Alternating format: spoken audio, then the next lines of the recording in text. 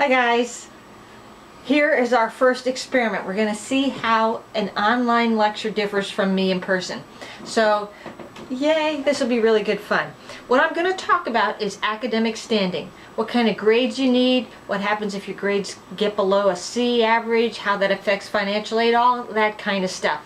So it's a little dull. I'd like you to take notes while you're viewing this video because I don't want you to fall asleep. So I'm going to turn the camera around in a second and show you this PowerPoint and talk over it. So you'll hear me in the background and view this PowerPoint in the front. First, a little bit of housekeeping. Don't forget on Thursday, the group that's doing the academic advising is going to have their turn for their presentation. That's Thursday. I'm also going to hand back your papers. And we're going to look at those papers and make sure that they look like they should be college level papers, that your grammar is correct, that your ideas are supported and they flow. So we'll do those two things on Thursday as well as our next class. So for today, I'm going to talk to you about academic standing. Are you ready? Here we go. Alright, let me get this all set up for you. Academic standing. Woohoo! Really important. To be in good academic standing, you need to have a 2.0. And that's just to be good. To get into most of the programs, you need better than good. If you want to get into the School of Business, the Richard T. Farmer School of Business, you need to have at least a 3.3. If you want to go into nursing, you need to have better grades than that because there's 75 seats in the nursing program and about 150 apply. And they weight the science classes more than anything. So to get into nursing, you have to have very strong science classes. Even to get into the School of Education, 2.5 is the minimum of 12 Miami Plan credit hours. So grades are everything. Good standing is simply a 2.0, which is a C. A B average is 3.0 and an A average is 4.0. Remember, grades are important. So here's the first thing if you get into a little bit of trouble. If this happens, then it's time to take action.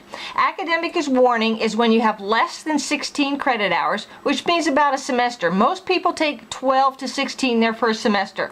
And if at the end of that semester you have less than a 2.0, you're going to be put on academic water and you will get a letter. Now let's say that happens 2 times in a row. If you have more than 16 credit hours, you are on academic probation because again, your GPA is less than a C, less than 2.0.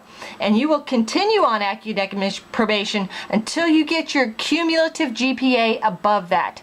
So when you get a 2.0, there is a hold put on your account and you are required to meet with an advisor to discuss a success plan and to make sure the classes that you're selecting are appropriate for you. Uh-oh, troubles ahead. If you continue on academic probation for 2 semesters in a row and you're below that 2.0 and you have more than 30 credit hours, you are suspended for 2 semesters. That means if you come to school in the fall and you get under a 2.0, you come in the spring and you get under a 2.0, you are not allowed to come back until the following spring semester. So you must sit out during the summer and during the fall. And we hope that during that time you get your act together. Whatever it was, whatever roadblock got in the way of your academic success, we're giving you 2 semesters to figure it out and to come back with a really good game plan. Now here's the problem with financial aid. Remember I told you there's academic issues and there's financial issues. Financial aid says that you need to pass 3 out of your 4 classes to get your financial aid renewed. So 67% of your classes you have to pass or financial aid will stop. And that's after the first semester. Actually, that's after every semester. Every semester you do not pass 3 of your 4 classes, financial aid will put a block on your account and require you to write them a letter to let them know what is your academic plan, how you plan to improve your grades, and what roadblock got in the way and how you have changed that.